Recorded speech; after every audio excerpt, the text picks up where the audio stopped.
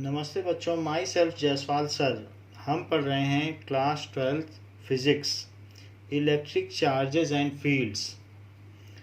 Now last class में हमने ये देखा था कि डाइलेक्ट्रिक कांस्टेंट किस तरीके से ratio of forces, ratio of electric field and ratio of permittivity पर डिपेंड करता है, और उसको डिफाइन भी किया था।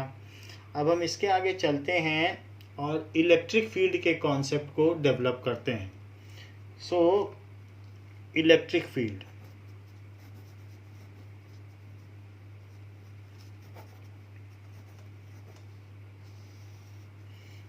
now an electric field is a region, electric field is a region. So electric field क्या है? It is a region where an electric charge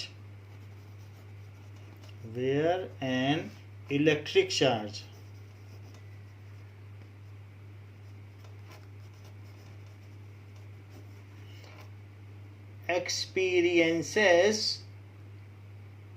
a force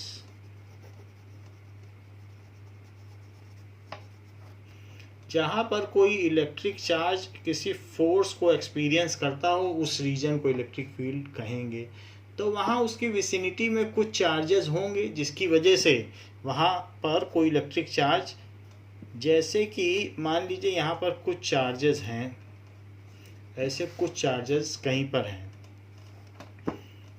और यहाँ पर मैं एक छोटा सा टाइनी पॉजिटिव चार्ज रख दूँ, तो अब ये कहीं ना कहीं जाएगा और इन सब से दूर जाएगा और इसकी तरफ जाएगा, तो कहीं ना कहीं जाएगा। So group of stray charges, अगर स्ट्रे चार्जेस का मतलब झुंड ऑफ आवेश, जो भी है एक ग्रुप ऑफ चार्जेस, चार्जों का एक समूह हो, लेकिन वो अनडिफाइंड हो, पता नहीं आपको कि कितने चार्जेस हैं, कहाँ कहाँ है, because it is difficult to define the space where the charges exist. लेकिन अगर कहीं पर हमारा एक test charge is a tiny charge which if left in a electrostatic region, then it start experiencing a force. So what is electric field? Electric field is a region where test charge experience a force, और जिसकी वजह से वो force experience कर रहा है वो सब सोर्स चार्ज हुए, और जो हमारा ये चार्ज हुआ ये टेस्ट चार्ज हुआ ये। So it is the region where ये फोर्स एक्सपीरियंस करता है। इलेक्ट्रिक फील्ड को इलेक्ट्रिक इंटेंसिटी भी कहा जा सकता है। So what is electric intensity या इलेक्ट्रिक फील्ड? ये तो हमने आपको प्रिमिटिव डेफिनेशन बताई कि जो एक लेमैन की डेफिनेशन है शुरुआती, अगर आप जानकारी पाना चाहें तो कहेंगे कि वो रीजन जहाँ कोई भी रखा हुआ चार्ज कोई फोर्स एक्सपीरियंस करे, उस रीजन में कहा जाएगा कि इलेक्ट्रिक फील्ड है। तो अब इलेक्ट्रिक फील्ड है तो उसका मैग्नीट्यूड क्या है, कितनी इलेक्ट्रिक फील्ड है, उसका क्या डायरेक्शन है, तो सभी कुछ हमको डिफाइन करना पड़ेगा। सो इलेक्ट्रिक फील्ड क्या है?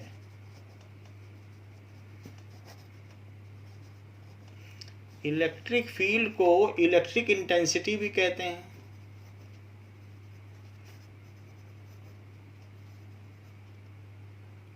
It is also known as electric intensity, ये चीज। So let us define it. तो the force experienced by unit positive charge in any region is called electric field. So electrostatic force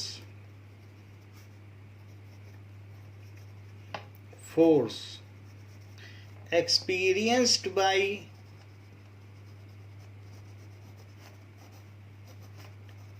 unit positive charge is called electric field of that point.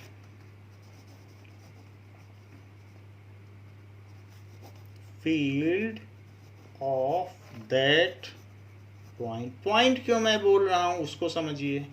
मान लीजिए कि यहाँ पर एक बहुत बड़ा source charge है, so this is source charge, और इस सोर्स चार्ज के पास मैंने एक छोटा सा चार्ज रख दिया, मान लीजिए क्यू चार्ज रख दिया। तो क्यू चार्ज अगर आपने रख दिया तो वो इससे दूर जाएगा और सेंटर टू सेंटर मिला दें, और सेंटर टू सेंटर मिला दें क्योंकि सेंट्रल फोर्स है, उसी डायरेक्शन में दूर जाएगा पॉजिटिव चार्ज। ये ऐसे जा रहा है, ये देखिए। तो ये जो है जिसकी वजह से ये फोर्स एक्सपीरियंस कर रहा है, हमने एक छोटा सा चार्ज रखा था तो वो फोर्स एक्सपीरियंस कर रहा है, और उस पर जो फोर्स उसको लग रहा है वो एफ फोर्स है। ये सोर्स चार्ज है। सोर्स चार्ज वो होता है जिसकी वजह से हमारा एक टाइनी टेस्ट चार्ज, उसमें इतना कम चार्ज होता है, that is the Q tends to zero, बहुत छोटा चार्ज होता है, इट इज टेस्ट चार्ज। आप कहेंगे कि टाइनी चार्ज क्यों होता है, क्योंकि अगर हम यहाँ पर बड़ा चार्ज ले लेंगे तो उसकी वजह से क्या होगा, मान लीजिए सोर्स चार्ज है और उसके पास आपने एक बड़ा सा चार्ज रख दिया, टेस्ट चार्ज छोटा न लेके बड़ा ले लिया, तो ऐसे केस में वो यहाँ इसमें रीडिस्ट्रीब्यूशन पैदा कर देगा चार्जेस का। तो यहाँ पर निगेटिव चार्ज को पास में ले आएगा और पॉजिटिव चार्ज को दूर में। तो इसलिए ये खतरा रहेगा कि जिस चीज़ को आपने मीज़र करने के लिए, किसी रीजन की इलेक्ट्रिक फील्ड मीज़र करने के लिए रखा है, उसने आपके सोर्स चार्ज को ही आल्टर कर दिया या बदल के रख दिया। तो इसलिए हम अपने टेस्ट चार्ज को छोटा से छोटा लेते हैं, और जो टेस्ट चार्ज लिया जाता है प्रेफरेबली वो इतना छोटा होता है कि limit Q tends to zero, बहुत छोटा होता है, it is infinitely small charge. खैर जो भी हो, इसने कुछ फोर्स एक्सपीरियंस किया होगा, इसका कुछ मैग्नीट्यूड होगा। तो हमें इलेक्ट्रिक फील्ड क्या है, electric field is equals to force, जितना उसने फोर्स एक्सपीरियंस किया, और अपॉन क्यू, जहाँ पर क्यू कैसा है बताइए, limit Q tends to zero, इतना छोटा है। सो एफ बाई क्यू, जहाँ पर Q is a test charge, where Q is test charge. तो जो भी फोर्स एक्सपीरियंस किया उसने और जिस डायरेक्शन में एक्सपीरियंस किया उसी डायरेक्शन में फील्ड मानी जाएगी। तो इसने इस डायरेक्शन में फोर्स एक्सपीरियंस किया, और छोटा चार्ज टेस्ट चार्ज हमने क्यों लिया, because the test charge is that which is used to measure electric field at a point and it is taken of infinitesimally small magnitude. तो टेस्ट चार्ज को define कर लें। So a system of charges due to which the field is experienced in a region is called source charge. A system of charges due to which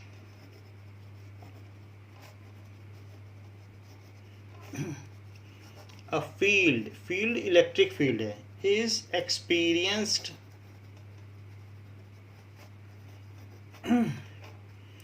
in a region around it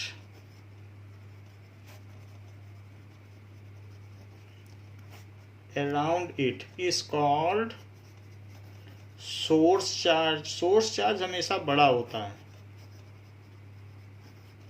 तो वो source charge हो गया, जिसकी वजह से हम, ये source charge है। So this is source charge. Source charge को जनरली कैपिटल क्यू से दिखाया जाता है और इसको स्मॉल क्यू से दिखाया जाता है। तो इसको स्मॉल क्यू से हमने दिखाया भी है, तो कैपिटल क्यू और ये small Q. A system of charges due to which field is experienced in a region, a infinitesimally small charge, a infinitesimally small charge used to measure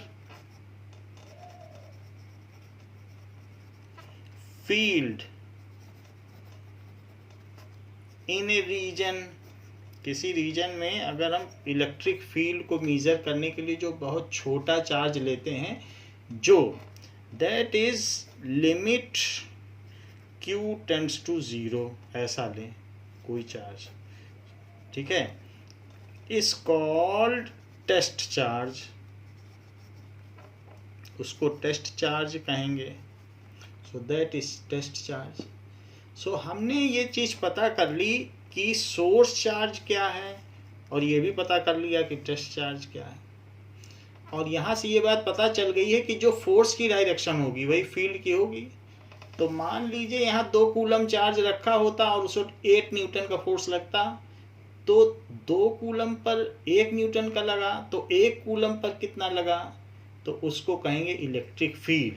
that is the force experienced by unit positive charge. अगर Q से divide कर दें आप, तो आपको पता चल जाएगा कि उस पर कितना फोर्स लगा। मान लीजिए कि इसी में अगर हमने यहाँ पर 0.5 कूलम का चार्ज रखा होता, 0.5 कूलम का पॉजिटिव चार्ज है, और तो इसके सेंटर को इसके सेंटर से मिला दीजिए, तो इस पर बाहर की तरफ फोर्स लगता, और मान लीजिए वो 10 न्यूटन का लगता, तो आप क्या बता सकते हैं कि 0.5 कूलम पर अगर 10 न्यूटन का लग रहा है तो 1 कूलम होता तो कितना लगता, 1 कूलम पे जो फोर्स लगेगा वही इलेक्ट्रिक फील्ड है।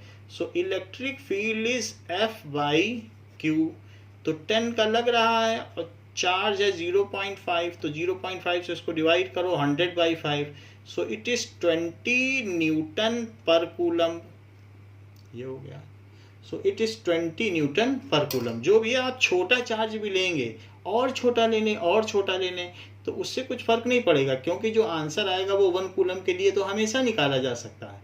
सो इसलिए बड़ा लेंगे तो बड़े से डिवाइड कर देंगे, छोटा लेंगे तो छोटे से। बड़ा हम इसलिए नहीं लेंगे क्योंकि वो हमारे जो सोर्स चार्ज को आल्टर कर देगा, उसका रिडिस्ट्रीब्यूशन कर देगा, तो उसको जहाँ रिपेल होना चाहिए तो जो उसकी विसिनिटी में निगेटिव चार्ज है उसको खींचने लगेगा, तो फोर्स उस पर अब कम लगेगा। तो हम ये नहीं चाहते कि हमारे टेस्ट चार्ज की वजह से सोर्स चार्ज में कुछ बदलाव हो, इसलिए ये प्रिफर किया जाता है कि टेस्ट चार्ज छोटे से छोटा हो।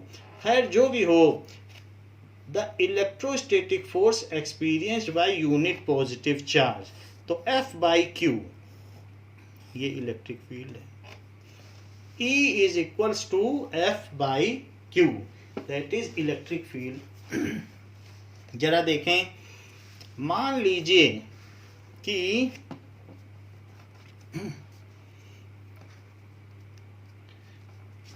हमने 2 चार्ज ले लिए, एक चार्ज कैपिटल Q ले लिया, एक चार्ज स्मॉल q ले लिया, और इनके बीच की डिस्टेंस हमने r ले ली।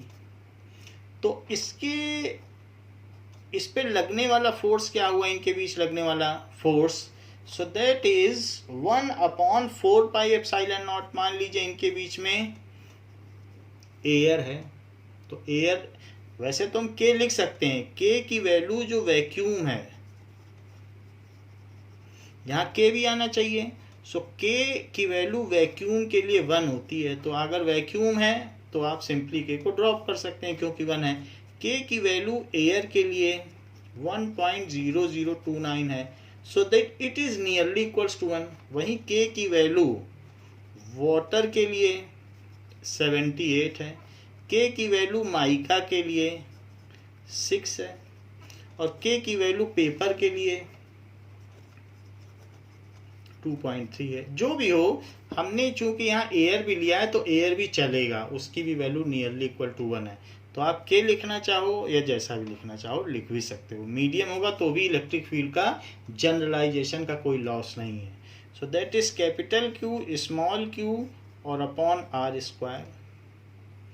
अच्छा, इस पॉइंट पर अगर दोनों सिमिलर चार्जेस हैं तो सेंटर से सेंटर मिला दिया, और यहाँ पर ये इस पर एक फोर्स लगेगा ऐसे, तो इस पर जो फोर्स लग रहा है वो F लग रहा है। Q चार्ज पर F फोर्स लग रहा है। अगर उस Q से यहाँ डिवाइड कर दिया जाए तो Q चार्ज पे F फोर्स लग रहा है, तो 1 कूलम पे कितना लगेगा, तो Q से डिवाइड कर दो तो 1 कूलम पे आ जाएगा। मान लो 2 कूलम पे इतना 10 न्यूटन लग रहा है, तो 1 कूलम पे कितना लगेगा, तो 2 से डिवाइड कर दो। सो 1/4 पाई एप्सिलॉन नॉट के क्यू बाई आर स्क्वायर। तो यहाँ देखने से पता चलता है कि F बाई क्यू है, तो इसलिए F बाई क्यू, हम यहाँ कोई वेक्टर नहीं लगा रहे हैं क्योंकि राइट हैंड साइड में भी हमने कोई वेक्टर नहीं लगाया है। वेक्टर तभी लगेगा जब दोनों तरफ हो। तो या तो हम यहाँ लिखें कि अलोंग ए बी, या कुछ लिखना चाहें तो लिखें, तभी वेक्टर लगाने की परमिशन है। और जब तक हम कुछ लिखते नहीं हैं कि किस डायरेक्शन में है, तो यहाँ भी हम स्केलर को इनकाउंटर कर रहे हैं। सो यहाँ पर E इज इक्वल्स टू, क्योंकि F बाई क्यू ही तो E है, force per unit charge is called electric field. यहाँ पर इस पॉइंट पर मान लें ये A पॉइंट है और ये B पॉइंट है, तो ये जो होगा ये इलेक्ट्रिक फील्ड एट B है, B पर। सो इलेक्ट्रिक फील्ड एट B होगी, B लिख दिया क्योंकि उस पॉइंट पर होगी। सो ये बात हमने लिख दी है कि electric field at that point, उस पॉइंट पे फील्ड होगी जिस पॉइंट पर आपको फोर्स एक्सपीरियंस हो रहा है। सो यहाँ पर F बाई क्यू को हमने E लिख दिया, फोर्स पर यूनिट चार्ज को, और ये B पर एक्सपीरियंस कर रहा है। सो it is 1/4 pi epsilon not के क्यू बाई आर स्क्वायर। ये चीज़ हो गई। आप चाहें तो ये किस डायरेक्शन में फोर्स लग रहा है, along A B.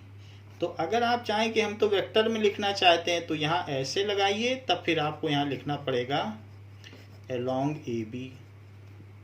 Along A B भी ना लिखना चाहें तो ए बी पे कैप लगा सकते हैं, यानी यूनिट वेक्टर। ये ए से बी की ओर है, वरना ए से बी की ओर लग रहा है, आप सीधा लिख देंगे तो ये मान लिया जाता है कि इधर भी वेक्टर है और इधर भी वेक्टर है। सो इस तरीके से इलेक्ट्रिक फील्ड की जो फार्मूला हो गया वो 1/4 pi epsilon naught Q by R square हुआ, किसी भी चीज़ पर।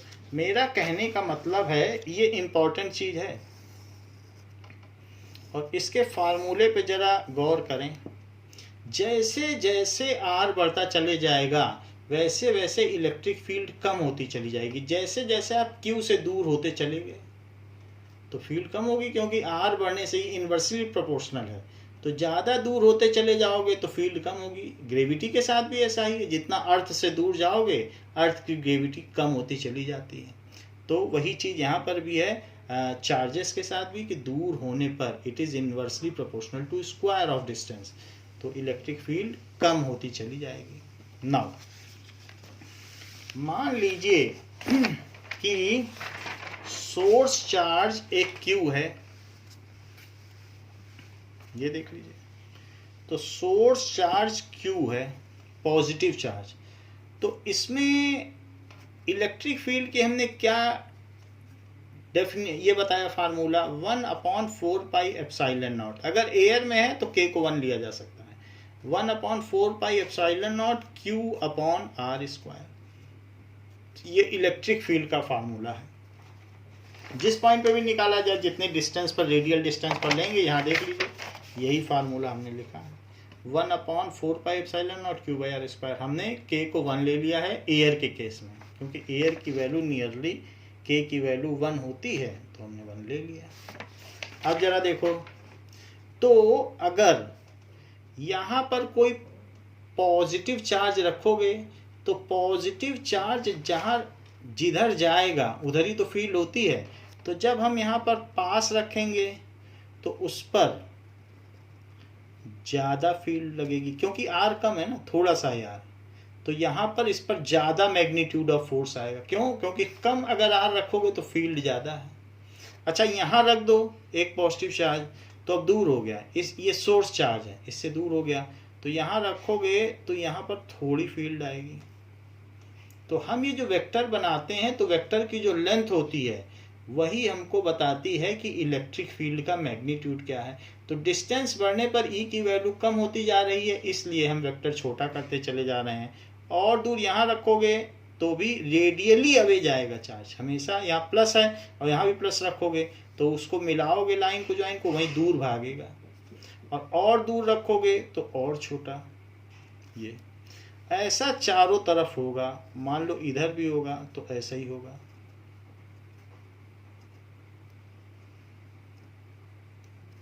ऐसा इधर भी होगा, यहाँ रख दिया है तो पास रखने पर तो फील्ड ज़्यादा, दूर रखने पे धीरे धीरे कम होती गई। ऐसा कहीं भी आप रखो तो पास रखने पे ज़्यादा और दूर रखने पर कम होती गई। ये तो इस चार्ज के पास अगर हम देखें तो चारों तरफ रेडियली आउटवर्ड फील्ड होगी और दूर जाने पे कम होती चली जाएगी, यानी वेक्टर छोटा होता चला जाएगा, ऐसे होता चला जाएगा। यहाँ भी देख लें आप, हमेशा पॉजिटिव चार्ज से दूसरा पॉजिटिव चार्ज, क्योंकि इलेक्ट्रिक फील्ड क्या है, the force experienced by unit positive charge. तो जो दूसरा हम रख रहे हैं चार्ज वो भी पॉजिटिव ही है, +1 कूलम चार्ज जितना फोर्स एक्सपीरियंस कर रहा है तो रिपेल ही करेगा।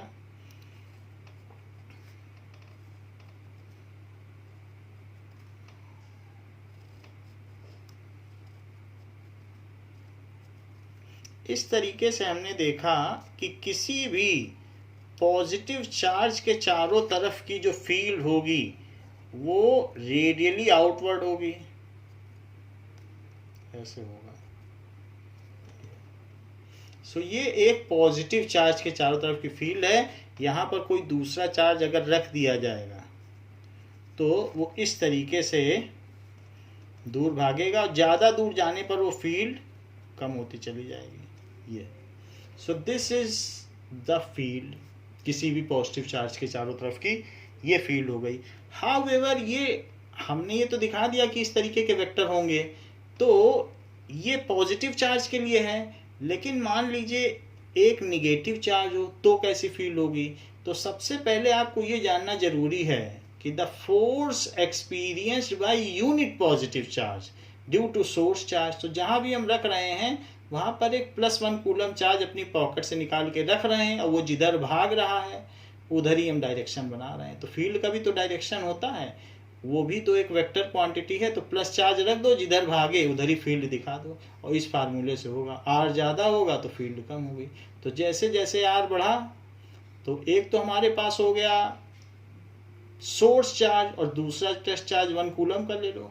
तो जैसे जैसे दूर भागेगा तो वैसे हो जाएगा। आप इतना भी समझ सकते हो कि फोर्स है, एक चार्ज क्यू और दूसरा 1 रख दो इंटू 1, तो वही तो फील्ड है।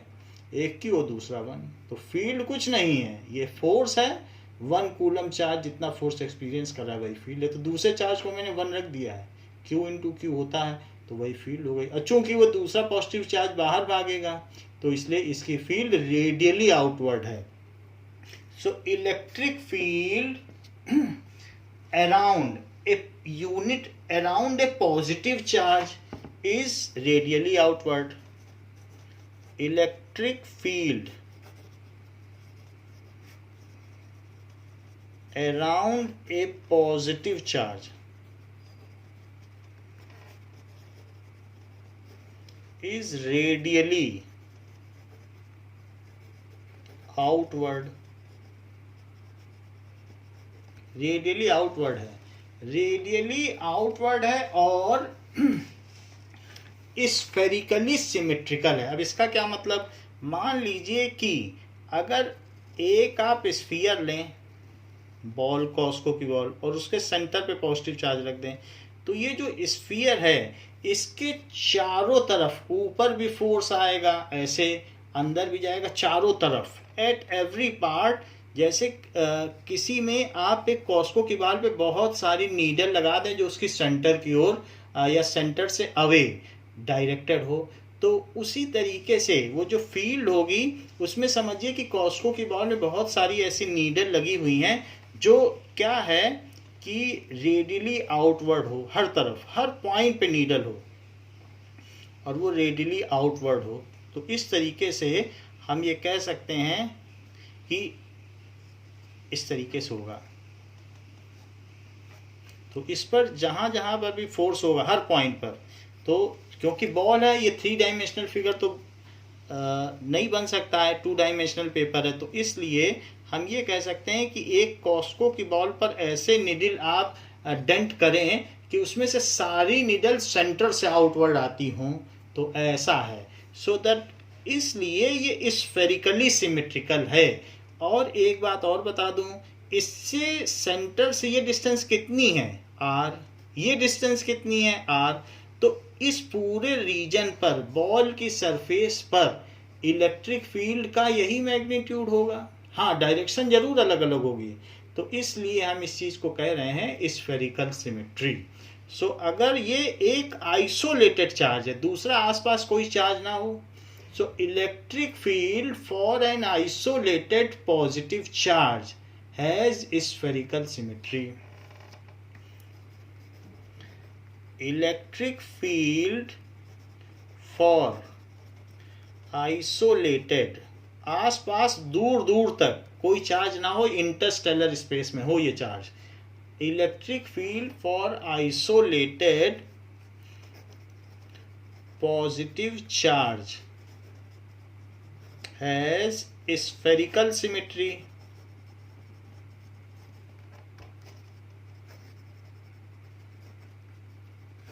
Magnitude of electric field eight r distance from the charge is equal. किसी भी डिस्टेंस पर लें, हम नहीं कह रहे हैं सरफेस पर लें, जिस भी डिस्टेंस पर लेंगे, अंदर में बाहर में, उसकी वैल्यू उस स्फीयर के पूरा चारों तरफ r डिस्टेंस पर एक जैसी होगी।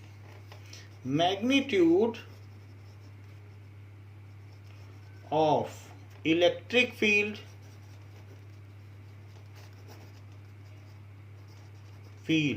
at r distance from charge is, magnitude of electric is same, and direction क्या होगी उस इलेक्ट्रिक फील्ड की, डायरेक्शन इज रेडियली आउटवर्ड। जैसे रेडियस, उससे बहुत सारे रेडियस निकाल लो, जैसे एक स्पाइक बॉल होती जिसमें कई कांटे निकले हुए होते हैं, तो उसमें सारे कांटे सेंटर से अवे जाते हुए रहते हैं। तो उसी तरीके से कांटे वाली कोई जो बॉल आती है तो सब सेंटर से दूर हो रहे हैं, तो वैसा ही इसमें जो डायरेक्शन है वो रेडियली आउटवर्ड है। अच्छा, जो मैंने यहाँ पर बनाया है, तो फील्ड ऐसा तो नहीं है डिसकंटिन्यूअस होगी, यहाँ नहीं होगी, तो इसलिए हम इसको कंटिन्यूअस लाइन में कन्वर्ट कर देते हैं। जरा देखें तो उसमें क्या जनरलाइजेशन का लॉस होगा कि हम इलेक्ट्रिक फील्ड फिर से डिफाइन कर लेंगे। मान लीजिए हमने ये बात बोल दी कि इलेक्ट्रिक फील्ड किसी भी पॉइंट पर रेडियली आउटवर्ड है, ऐसे ऐसे दिखा दिया,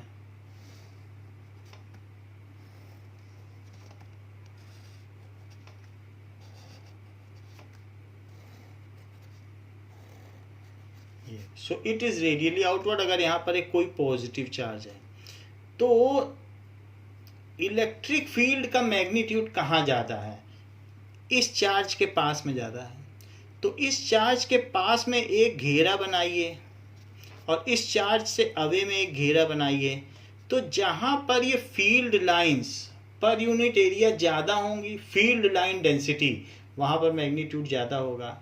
तो अगर यहाँ से the electric fields are emanating, emanating का मतलब उसमें से बाहर निकल रही हैं, are emanating from positive charge, तो पॉजिटिव चार्ज से निकलती हैं, तो ये बात हम लिख रहे हैं। इलेक्ट्रिक फील्ड लाइंस, ये फील्ड लाइंस हो गई, आर नेटिंग यानी coming out from positive charge. सभी फील्ड लाइन उसी से निकलती हैं। क्यों निकलती हैं? क्योंकि पॉजिटिव चार्ज अगर इसके बगल में रख दोगे तो प्लस खुद ही है, तो दूर भागेगा, तो जहां वो भागेगा वही तो इलेक्ट्रिक फील्ड की लाइंस होगी, तो इससे निकल रही है। क्यों निकल रही है? क्योंकि फोर्स बाहर की तरफ लगेगा, जो हमारा टेस्ट चार्ज होगा, यूनिट पॉजिटिव टेस्ट चार्ज, तो जिधर फोर्स लगेगा वही तो डायरेक्शन होगी। So electric field lines are emanating from positive charge and the number of field lines per unit area, जो भी ये एरिया है, cross sectional area, is called electric field, तो जितनी ज़्यादा फील्ड लाइन डेंसिटी होगी उतनी ज़्यादा इलेक्ट्रिक फील्ड होगी। तो हमको ये बात मालूम है, इसके बहुत पास में रहेंगे तो आर कम होगा, और आर कम होगा तो फील्ड स्ट्रांग होगी। तो किसी पॉजिटिव चार्ज के पास में, मैग्नेट की ही बात ले लो, मैग्नेट में बहुत पास देखोगे तो दूसरा मैग्नेट कितनी स्ट्रांगली अट्रैक्ट होता है, और दूर जाओगे तो धीरे धीरे उसकी स्ट्रेंथ कम होती चली जाती है। तो उसी तरीके से इस चार्ज के पास field line electric field strength ज़्यादा है क्योंकि आर कम है। So electric field strength nearer the charge is stronger. Electric field strength nearer the charge is stronger। ऐसा क्यों है? Because E is inversely proportional to R square, तो इसीलिए स्ट्रॉन्गर है, इन्वर्सली प्रोपोर्शनल है। So number of field lines per unit area is called electric field. अगर हम electric field को फील्ड लाइंस के टर्म्स में भी कह सकते हैं, उसे फील्ड लाइन डेंसिटी भी कहा जा सकता है। So number of field lines per unit cross sectional area, इस चीज को मैं आपको समझाऊंगा, इसके लिए फार्मूला है और बुक में एक पेज में इसका डेरिवेशन भी है। खैर अभी तो आप लिख लें, बट इसको मैं समझाऊंगा कि किस तरीके से number of field lines per unit cross sectional area is called field line density. पहले तो इसको कहा जाएगा फील्ड लाइन डेंसिटी कहा जाता है, या इसे इलेक्ट्रिक इंटेंसिटी कहा जाएगा, इंटेंसिटी, या फिर इसे इलेक्ट्रिक फील्ड भी कह दिया जाएगा, इलेक्ट्रिक फील्ड। तो हमें मालूम है कि पास में कंजेशन होगा फील्ड लाइन का, तो और फील्ड लाइन पास में ही तो स्ट्रॉन्गर है। So more are the field lines stronger is the field, less are the field line weaker is the field. More are the field lines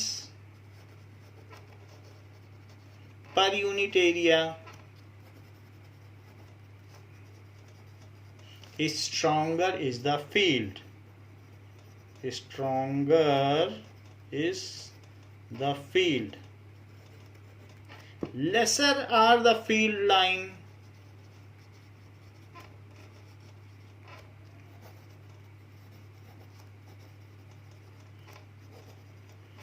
per unit area, weaker is the field।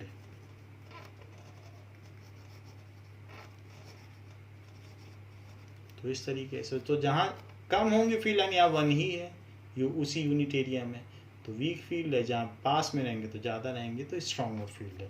तो इस तरीके से हमने देखा। इसी concept को बच्चों हम अगली क्लास में और डेवलप करेंगे और इलेक्ट्रिक फील्ड लाइंस के बारे में आपको सिखाएंगे। इस क्लास के लिए बस इतना ही बच्चों, थैंक यू।